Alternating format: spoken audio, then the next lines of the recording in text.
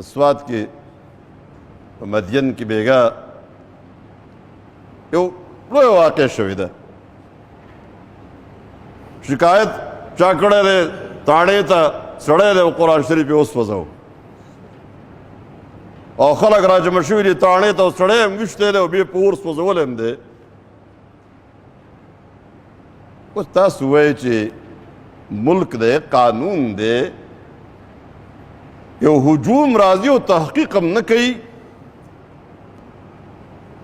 نو که دی په حقیقت کې هم دا کار کړی نو دلته یو قانون د ریاست ذمه داري ده. لیکن ریاست چې خپله ذمه داري نه پوره کوي او د الله او د الله د رسول سره خیانت او دوکه او بغاوت شروع کړي بیا انجام خو همدا یي. بیا انجام هم دغه شان خلک په قانون په خپل لاس کې اخلي. دا د هغې نتیجه ده د حکمرانانو د غفلت او چې کوم قوانین جوړ دي. قانون جوړول ګران کار نه دی، قانون امپلیمنٹ کول ګران کار دی.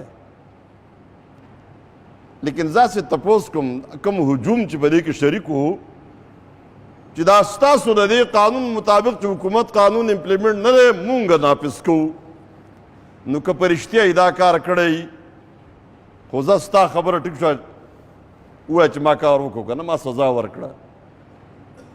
لیکن که دا الزام ثابت نشي نو بیا ډېر څه خبرې هلته روانې دي.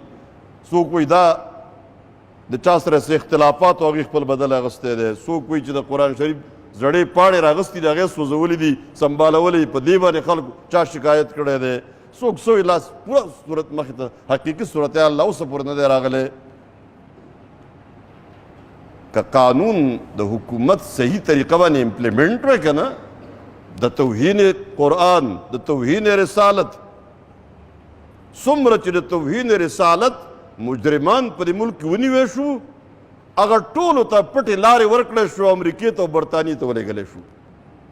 قوم په تا څنګه اعتماد وکړي؟ بیا خو به همداسې حادثات کېږي کنه بیا به څه پولیس ته به رپورټ هم کېده او چې خلکو څوک دي وکړه نه سیده به پولیس ته حواله کوو یاره جي دلته سزا میلاویږي. اوس د پولیس د تاڼې نه راوباسي نه موږ په خپله سزا ورکوو ځکه به تاسو سزا نه ورکوئ که نه. د دې ټول هر څه حقیقت خو به وروسته مخې ته راشي.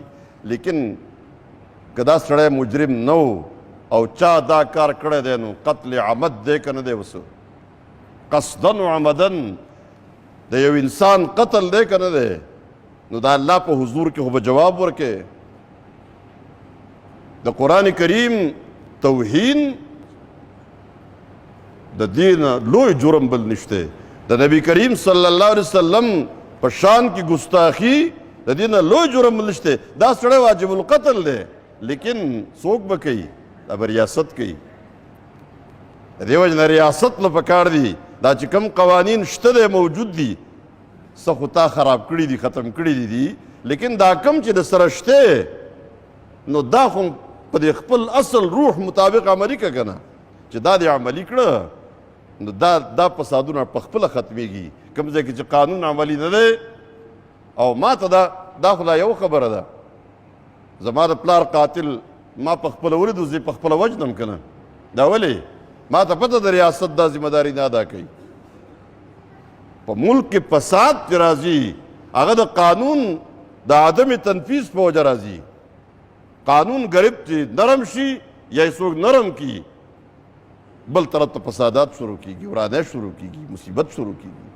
موږ ټول قوم من حیث القوم ټول امت نن د خپل دین نه مکمل یو طرف ته شوي یو. لا اله الا الله لا اله